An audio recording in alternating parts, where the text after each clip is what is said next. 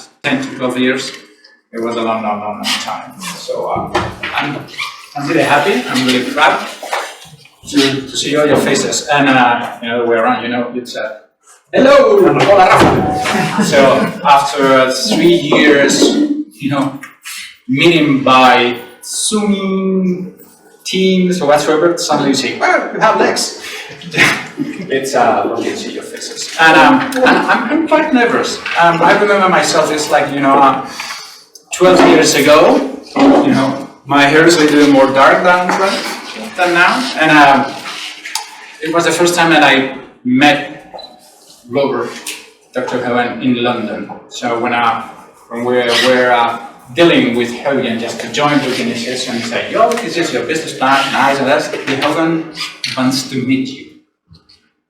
And oops, that sounds, and I took my best suit, I took my, combed my hair, and I took a plane to London, a little bit nervous. I came into the hotel, hello.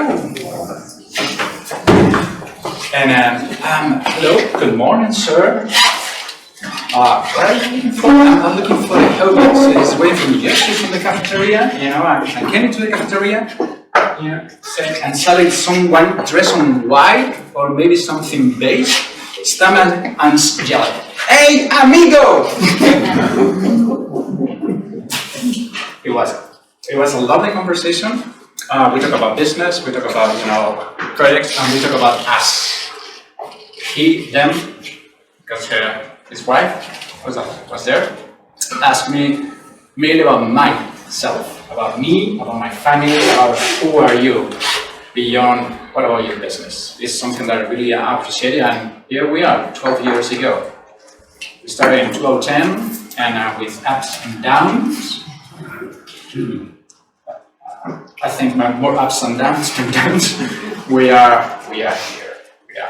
So, and thank you so much. Thank you so much for joining us. Thank you so much for working with us, doing this again, ups and down track, and proud to see your faces. Proud to create this kind of beautiful network during these 12 years.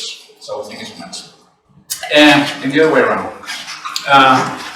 when we joined the Hogan family, we wanted to have any kind of solid partner not only in terms of business, mainly in terms of knowledge, in terms of science, in terms of background. So I was absolutely fed up following my experience in human resources consultancy about subjectivity, about politics, about, trendies, about fashion, about flashy trends, about this kind of things. And I'm looking for something more solid to work in a more professional way. And we got it. During those 12 years, we expand our network to as proof of this. We have been delivering very good business, and something that I'm absolutely grateful for it. I learn a lot. I'm a junkie of knowledge, of learning, and I really learn every day a lot of things. And taking my experience in this Swiss consultancy, I used to, store all the knowledge in some simple sentences, just to recall everything in an easy way. You have to take a decision, straight to the point. You have to delegate, what do you propose? If you are, etc., etc. And there's a lot of sentences there I learned during these 12 years. I learned that personality is the best predictor of performance, just in a sentence. I know that reliability and validity is the main source, the main piece of information that we have to check when we use any kind of HR tool. And something that really, for me, something that we have, carved in the stone is that leadership matters. And matters a lot.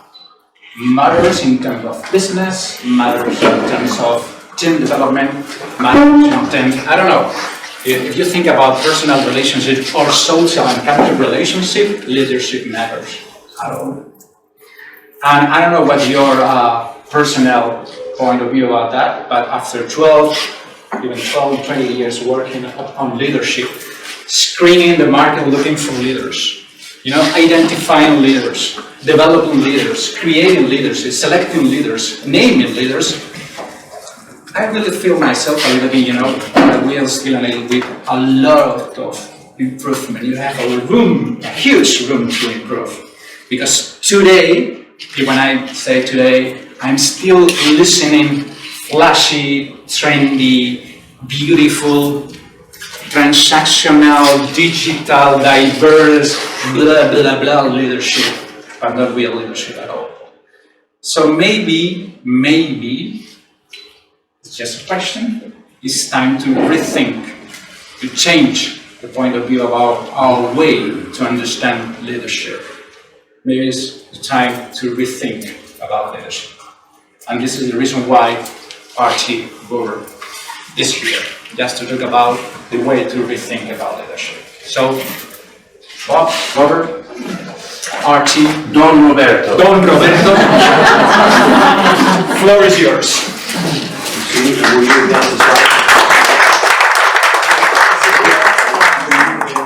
Yeah.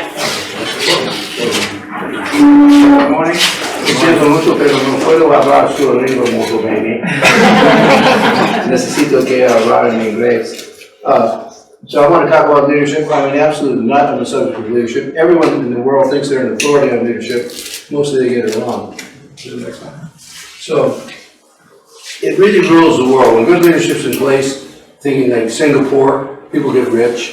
When bad leadership's in place, you can think about almost anywhere in South America, bad things happen. So good leadership, people win. Bad leadership, in my view, most of leadership is bad. I think one of the first empirical claims we made, and I'm an outsider in the study of leadership. There's an academic clique. There's a group of people who fancy themselves as the authorities on leadership. They really don't like what I have to say. First, I think my most important empirical claim early on was that something like base rate of incompetent management in the corporate world is somewhere between 65 and 75%. That is to say, 65 to 75% of all existing managers are driving their staff crazy. So it's in study after study. I don't have my slides in front of me. I don't know if I'm getting ahead of myself. But in study after study, you see people say things like 75 to 80% of the people in the U.S. workforce say the worst, the most stressful, and the most awful part of my life is my boss. 80% of the U.S. workforce say they would take a pay cut if someone would fire their boss. 100% of the U.S. workforce say they have spent some time working for an intolerable boss. Intolerable, just intolerable. And 20% of the Baltimore workforce, I used to live in Baltimore, 20% of the Baltimore workforce say they fantasize daily about killing their boss. So the problem has to do with how leadership is. So I said my second big claim would be the academic study of leadership. What goes on in universities and business schools, the academic study of leadership has failed. It's failed. What they have to tell you is just nada. It's nonsense. The reason it's failed is because of the way they define leadership. They define it in terms of the people who are at the top of organizations. 100%. That's the journals, Harvard Business Review, Inc., New York Times, Wall Street Journal. They always define they talk about the people at the top as leaders. They use that's the term. But who gets to the, excuse me. So these two guys are the people who ruined General Electric, which is a major American corporation. Who gets to the top of large, hierarchical, bureaucratic, male-dominated organizations? Who gets to the top? Politicians. It's a political struggle. It's just who can make friends with the board. So smart. Who gets to the top? Smart. He's a chemical engineer. He's an MBA. He had his degree in mathematics. Smart, ambitious, politically astute players who may not be leaders. The best example in the world is Boris Johnson. He's a very astute guy. He's very smart, but he has no talent for leadership. His entire team quit. And the definition of leadership is, will they work for you? If 40 people quit, there you go. Okay, so 2/3 of the current CEOs, 2/3 of them will fail. A lot of them will end up in jail. So this definition of leadership is just wrong. Now here we go. Gallup the survey organization, has been reporting this for 30 years. That 65% of the global workforce is pissed off. 60-75%, well, I already said this. Here you go, again. Okay, so there's a lot of that. So, and what do people like you think of what the academics have to say about leadership? This is a really smart guy. Among the colleagues and clients who work for McKinsey, people with whom I work, I can't remember a single case where people relied on the academic literature for help. My point being, the academic study of leadership failed.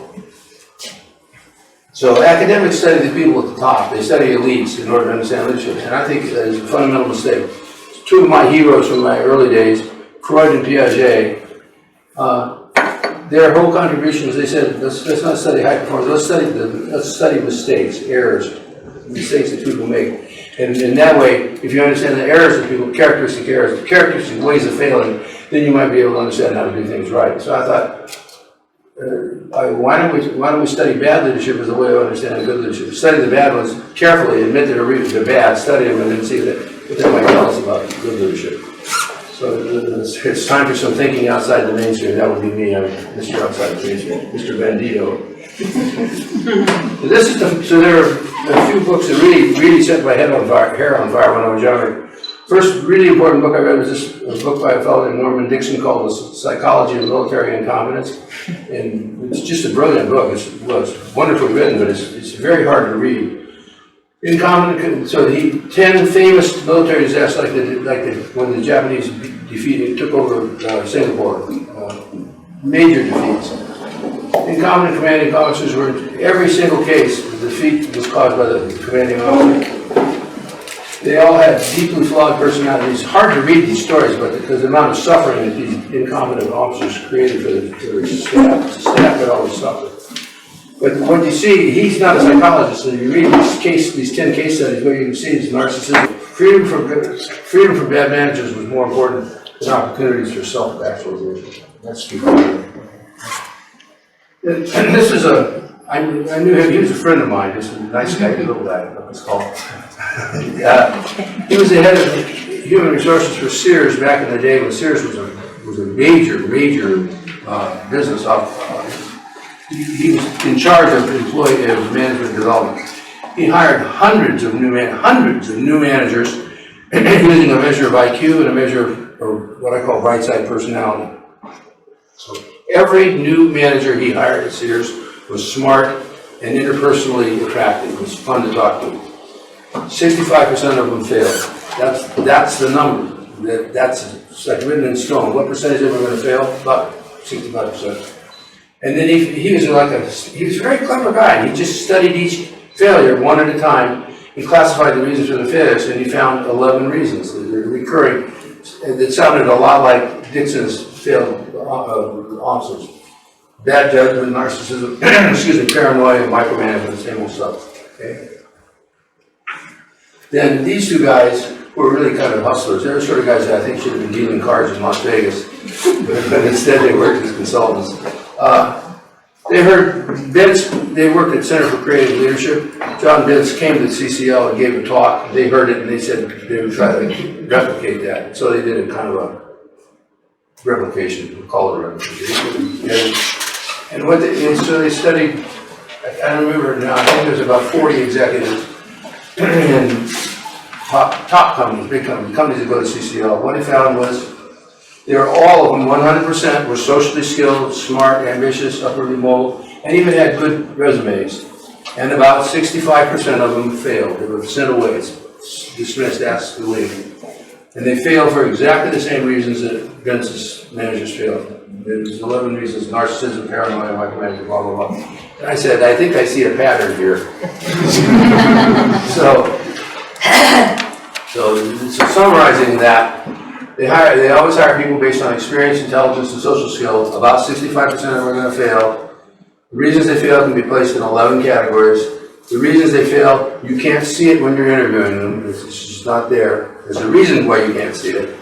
And so we developed what we call the HDS, the Hogan Development Survey. It actually was Hogan Dark Side, but I thought I couldn't market it as Dark Side. And now we've studied over 1 million managers. So we have data on over 1 million managers using this and following us in there are 5 lessons that we've learned. First of all, there's a distinction. I think it's important to make a distinction between bright side and dark side behavior. People's behavior depends on how they behave, depends on whether they're on stage or off stage. I'm on stage right now, you're off stage. What? The bright side concerns how people behave when they're on stage and when they care about how other people are reacting to them. The dark side concerns how people behave when they're off stage or when they don't care. So imagine the manager. The manager's talking to the VP, you're going to see nothing but bright side. The manager's talking to the subordinates, he doesn't care about their feedback, you're going to see the dark side. So the dark side only comes out when people let down their guard. They let down their guard when they're talking to someone they think is below them in status. So we see the bright side in job interviews. My line was, the bright side is what you see in a job interview. It's what you see on a first date. The dark side is what you see after they come to work or after you marry them. So, and where does dark side behavior come from? It comes from the fact that it works. I mean, they get the results they want. Throwing a fit, screaming and yelling, you oftentimes get your way when you scream and yell. So, some dark side behaviors is designed to protect being criticized, some of it's control of manipulate and control of people. In any case, the dark side behavior is real, we can classify it, it's there for a reason because it works part of the time, but it leads to short-term wins and long-term failure. You'll get your way in any single interaction, but you'll fail over a course of interactions because people catch on to you and they'll love you with the vision. Okay? So, no, that's what I just said, isn't it? Dark short-term wins and long-term problems. Typically, every one of these dark side tendencies that we talk about has some real strength associated with it. So there's a dimension we call skeptical. It's basically paranoia. People with high scores on skeptical are really astute about politics. If you want to know in the organization who's out to get you, go ask one of those guys because they'll know. They really, really know. The problem is they overeat. People with high scores on the first scale on the HCS is called excitable. It's basically manic depression. What those people bring an enormous amount of energy and passion and drive to work. They're really gung-ho people. The problem is they just wear people out because they keep pushing. Okay. So, too much dark side will get you fired. Not enough dark side will get you overlooked. So, because there's real juice associated, real positives. So, everyone has dark side tendencies. The more talented the person, the more likely they'll be, the more dark side is likely to be there. This is my favorite line of the whole talk. Power doesn't corrupt. Power reveals. When they've got power, they let it out. Power doesn't corrupt. It's already there. They're already corrupted. It's just the power gives them opportunities to display it. Okay? Yeah, well, we are living a lot of nice samples of this today in our country. In your country? Sorry to say. In all countries. In all countries. You may have heard of Donald Trump. So, identity versus reputation. Identity is the story you tell yourself about yourself. It's how you like to think about yourself. Reputation is the story that other people tell about you. So there's the you that you know, and then there's the you that we know. And Freud would say, the you that you know is hardly worth knowing, because you made it up. And the you that we know, your reputation is absolutely essential for career management. You need to when we're giving people feedback, they'll often say, well, that's not how I think about myself. So, well, that's precisely the point, isn't it? What matters is how other people think about you. So reputation is, so identity is weak. Measures of identity don't predict performance. Not very well at all. Very, very weak. There's very slight correlation. Reputation is the best single predictor of occupational performance that we have. The best predictor of future behavior is past behavior. Your reputation is a summary of your past behavior. Your reputation is the best data source we have regarding how you're going to behave in the future. That's sort of we've been pushing that story for about 15 years, and we're right. We have overwhelming data to prove that. So bad managers like their identities and don't care about their reputations. The staff always knows who good managers are. I have a niece who changed jobs recently, and she said she was so excited. She went to work for a big company. She said, I'm so excited. She said, this is an employee talking. She said, I'm going to get to work for the best manager in the business. And so everybody knew who the best manager was, and she felt like it was a gift to get to work for a good one, for a change. It was what? 2 times out of 3 you're going to work for a bad one, right? Okay, so this is one of my all-time favorite studies. I don't think, and I know him, I don't think he even knew what he found. This is really important. This is a milestone piece of leadership research that's been almost completely overlooked. He studied a large group, about 250 managers, all in and around the area where Warren Buffett lives, in Nebraska. There's a lot of business there. And he had the comprehensive data on him. He had assessment data, he had observer data, he had people following him around during the day and copy down what they were doing, I mean, real behavioral observation. And at the end of 2 years, he identified 2 groups of he said, okay, now let's see what predicts the high performance. I got all this data, let's get some criteria, who are the high performers, and you correlate the data with the high performers, and you see the profile of the, okay. And so what he found was that among the high performers, the high performers fell into 2 groups. And the first group were people who had the high potentials. People who, in every organization you go in, there you say, tell me who your high potentials are, and I can tell you immediately. It's Fred, Joe, and Harry, right? Very quick. So the group of people who were getting rapid raises, rapid promotions, plum job assignments, here they were, the high potentials. And then there was a second group whose business unit, whose team was performing at a high level. So you got that group of people who are seen as high performers, and a group of people whose units were actually functioning at a high level. The first group is, the important thing is how do they spend their time during the day. The first group is people who are seen as high potentials, spent their time doing politics. They spent their time networking. They spent their time running meetings. And just generally, self-promotion. The people who managed high-performing teams spent their time working with their teams. So who gets promoted? And who should get promoted? We call this, there was only a correlation of about 0.3 between the 2 groups. So there's only a 10% overlap between the 2 groups. You're high potential or you're the guy who's actually running an effective team. Organizations typically, so we talk about emergence versus effectiveness. Emergence, standing out, being noticed, being recognized as a talent person. Effectiveness, running a high-performing team. They're not the same people. So I'd say if you don't remember anything else today, remember there's a huge difference between emergence and effectiveness. And in the hiring process, most people always go for the emergence, and that's where you get 65 to 75% failure rate. What you want to do is find the guys who's actually running a high-performing team. And they only get to the top by accident, because the focus is always on these glamorous people who show well. So high-profile managers are often charismatic, but not necessarily effective. Okay? That's a really important distinction. Emergence versus effectiveness. Are they standing out, or are they build a high-performing team? So this is another point I really insist on. It's the myth of charismatic leadership. It's just a myth.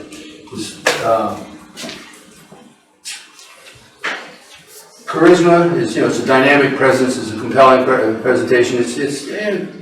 Trump is charismatic, and so is Boris Johnson. Right? They make a strong, powerful impression in public, appealing vision, and they have courage to challenge the status quo. So the charisma is a function of narcissism. It correlates 0.6 with charisma correlates with narcissism. You know what narcissism means. That's Boris Johnson. He's a raging narcissist. Me, look at me, I'm here. So charisma correlates with narcissism at the same level as height correlates with weight. That's not. So if you see charisma, you almost always are going to get narcissism as a consequence. This is the other really important flagstone study by a guy at Stanford Business School named Collins. He studied the Fortune 1000 companies. He looked for companies really, way better than the average for the stock exchange. And the first thing he noticed about them, he said, was that you just didn't notice them. You'd go in the room and you couldn't tell who the CEO was, because the CEO just blended in with the rest of the staff. The second thing, so they're also every one of these super high-performing CEOs was quite humble. Humble is the opposite of charismatic, right? Not charismatic, humble. And that they were fiercely competitive. They really, really wanted to win. So a combination of humility and competitiveness is what will give you a, so charisma, the big point taken here is charismatic leadership is a myth. It predicts narcissism, it doesn't predict performance. They'll come in and they'll make a few dramatic changes, or make some initial impact on the organization because they make these bold moves, but they fail. They ruin organizations every time. So there you go. So, and this is probably maybe Hogan Assessment's most important contribution to the leadership business. Life is about competition. That's biology. That's Darwin. Life is about competition. That's law. But there's always competition within the group. With power, status, and control of resources. There's always competition inside the group. It's politics, right? That's what goes on. And then there's always competition between the groups for survival. You can win the competition with status, but if you lose in the competition with your other, you're just basically out of business. It doesn't matter who's in charge if you get taken over and everybody gets fired. So there's competition within the group for status and control.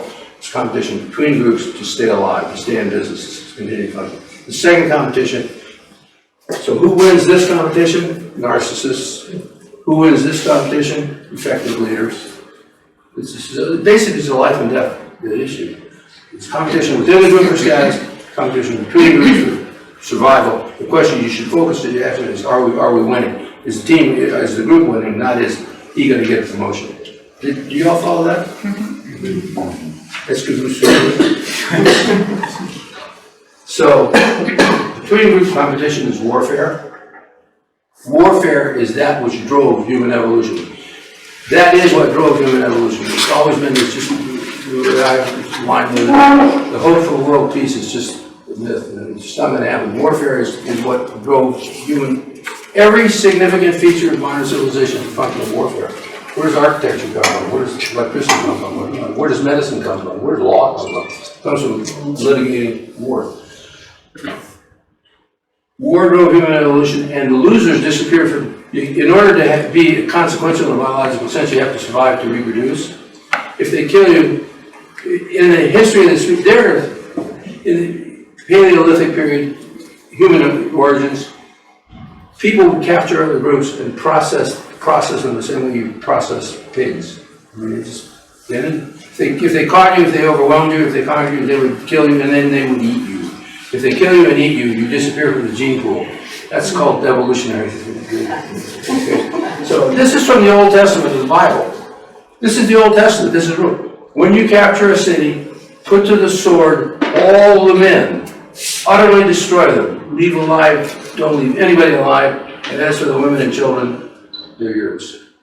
So the real competition, I can't stress this enough, the real competition in life is between groups, not within groups. And you need to focus on effective leaders that allow you to win the between group competition. You have to do this one with me? Yeah. Okay, thank you. So emergent leadership concerns rising to the top and winning within group competition. Effective leadership concerns building a team and winning the between group competition. Leadership, this isn't me speaking, leadership is an evolved solution to the problem of organizing collective behavior for survival. It's something people, left to their own devices, people are selfish. They'll just go off and do what they want to do. They'll go off and amuse themselves. So leadership is about getting people to pull together for a period of time to deal with external threats, problems, issues. So this is, leadership is a resource for the group. Leadership is something that's good for the group. It's not a source of privilege for the incumbents, which is what, for example, Boris Johnson didn't understand. He thought, and I can have parties when I want. Okay? So, here we go then, finally. Leadership should be defined as the ability to build and maintain a high-performing team. That's the criteria. And so, all you have to do is ask the staff how much they trust their boss. The staff ratings of how much they trust their boss will predict business unit performance. It's a proxy. It's hard to get aggregate data, how well is this unit performing, that unit performing. But you can get a proxy for that by just asking the staff how much they trust their boss. Trust is the crucial variable. Do they trust them? Trust them not to betray them, trust them not to. So leadership is defined the ability to build and maintain a high-performing team. Leadership should be evaluated in terms of the performance of the team, not in terms of how much the boss likes them. It's politics inside the building will get you killed. You don't promote people who are doing a good job, don't promote people you like. Performance of the team depends on how they react to the leader. Will they work for you? Boris Johnson's got 40 people resign from his staff. Will they work for you? That's the definition. Will they work for you because they have to or because they want to? People are pre-programmed to respond to appropriate leadership. People, you can tell a good one and a bad one when you see it in action. All of you, everyone in this room has worked for a bad boss. And all we've done is catalog the reasons for their iniquity. Okay? So, I think this is, yeah, so leadership is in the eyes of the led. It's not the boss.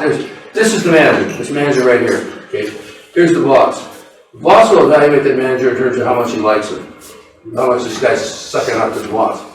Here are other managers, they'll evaluate him in terms of how much of a threat he is. The real consequential data on the boss is the subordinates. The subordinates know who the good bosses are. And that's where you want to look for performance data. Don't. But so many times I know. in evaluations, there's no way to get it. Yeah, exactly. It's just crazy. It's just me trying to reform the world. So. Is that your derailer? It's my stupidity. So good. So leadership is real and consequential. It's real. They're really. When I started this, started doing this in the mid-70s, the conventionalism of academic psychologists was there's no such thing as leadership. It's all situational. It depends on if things go well, you're in a good situation. I call it the shit happens theory of leadership. If you're in charge and things go well, you are lucky. If you're in charge and things go badly, you're just unlucky. No, so situational leadership is a mistake. Leadership is real, consequential, you can identify it, you can measure it, and you can predict it. Good leadership is pretty much the same within and across organizations. It's the same in Japan as it is in Hawaiian Islands as it is in Paris. Good leadership is dark side characteristics, wreck careers of 65 to 75% of the existing managers. Charisma is related to narcissism, not the performance. Bad leadership explains the great resignation. It's the fact that these people will quit and won't come back to work. It's because they don't want to go, because 65 to 75% of them have to go work for a jerk. For a dead hole. So what does good leadership look like? People who provide structure and consideration. Here's what we need to do, and then so tell them what they need to do, but also treat them in a nice way. So this is people have known this since right after World War II. These are two very robust dimensions of leadership performance. Structure and consideration. Tell them what you need, tell them when you want it, and then give them the resources they need to get the structure and consideration. They respond best to people who don't lie, who tell the truth. You know, this is all about trust. You know you're going to be supported, you know they keep their word, you know they're not going to play favorites, you know they're not going to steal from the company. The third one is, I really, really insist on this one. If you're in charge, you need to know something about the business. You need to be an expert. If you're in charge, people are going to come to you all day long asking for advice, advice about how to solve problems. If you don't know, some people talk about if you don't, you're done. You're done as a leader. If you can't tell them how to solve the problems that they're going to deal with.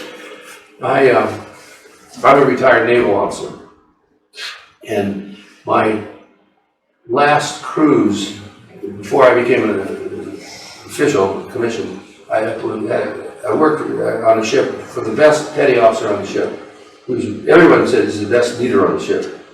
And I said to him, I was a student officer. I said to him, in 6 months, I'm going to be doing this for real. I'm going to be real. I'm going to be in charge here. I said, what would you want to see from me whenever I come back? And he said, just stay out of my way because you won't know what you're talking about.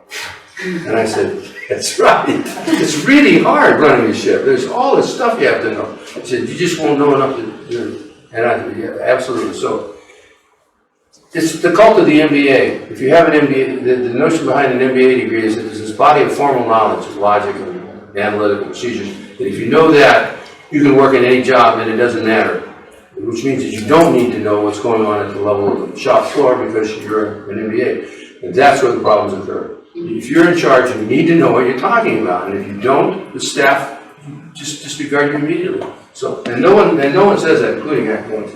And then finally, so structure and consideration, keep your commitments, display integrity, know what you're talking about, and then finally give them an attractive vision for the future. This is why we're doing this. This is why it matters. This is where we're going. This is what we'll get from it. That's it. That's what good leadership looks like. Mostly it's bad, but that's what occasionally, if it's good, that's what it looks like. The structure and consideration would be let the person that knows what they're doing do it. Yeah, You know, for example. you know? Yes. I was reading a thing in the Economist magazine last night about the thing that makes employees most happy is being left alone. And I believe, they tell them what you want, leave them alone, support them when they come, but don't pick at them. I think that's it. I think that's all I have. Yes, I'm empty now. I don't have anything else to say.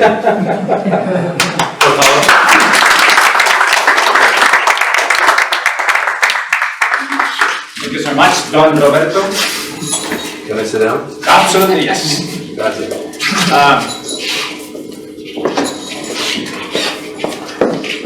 Now it's your time. One of the most known expert of leadership in the world. So please ask, and by the way, I'm going to use by the introduction because I didn't have the chance to make the introduction to all. So when you ask your question, please make it for an introduction. Or Hogan, got it?